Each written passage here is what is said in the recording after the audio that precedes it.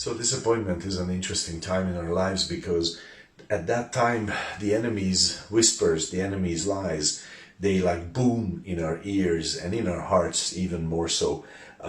It's like a shout. It's time to leave God. It's time to give up this faith mumbo jumbo. Don't you see that this is helping you? None. Isn't it obvious to you?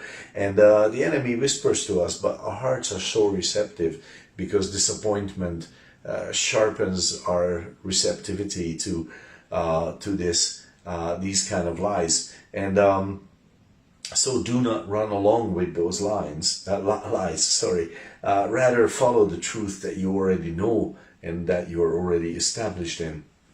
So this is an important point for us. And you know, we have mentioned this, that in those times we are very sensitive, we are very receptive, okay? But we have mentioned at those times thanksgiving prayer helps. At those times assurance helps. At those times going on helps. And I want to give one more point, and this is the afterwards. The afterwards helps. Okay, so if I become passive because of disappointment, I am not going to see the afterward. Actually, I am not going to. My faith will not be victorious in this situation. But for every disappointment and trial and anguish, there's an afterward. It means that when God brings us into a situation where there's a disappointment awaiting us, it is not his final word. It is not defeat just because it's hard, okay? So, like one example, so this is, Paul was awaiting Titus in Troas, but Titus didn't come. So that was a disappointment for Paul. And if you have ministered on a small team, then you know what one brother or one sister who is like-hearted with you, like-minded with you, has a similar call ministry to you, what it means. It's an important point. And then Paul could have just said, okay, so this is it.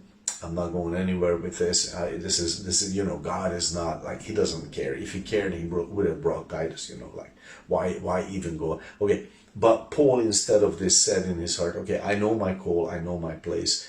God knows what he's doing, and I'm just going to go on in the will of God. And because he went further, he kept ministering in the call that he knew he had. In 2 Corinthians 7:5-6, I think, he says, nevertheless, God, who comforts those who are cast down, comforted us by the coming of Titus. So Titus did arrive later. And see, the fact that he failed, it wasn't like the Titus didn't come. He failed to come. Sorry, I should have said it. He failed to come. He failed to arrive. It wasn't the end of the story. And Paul went on, and because he went on, later he could say, okay, so God had a better plan. And then with that afterward, that is like very important in our lives, because when the next disappointment comes, I can now say, if I just press forward with God, I'm sure I will see an afterward that is more beautiful, that is more glorious.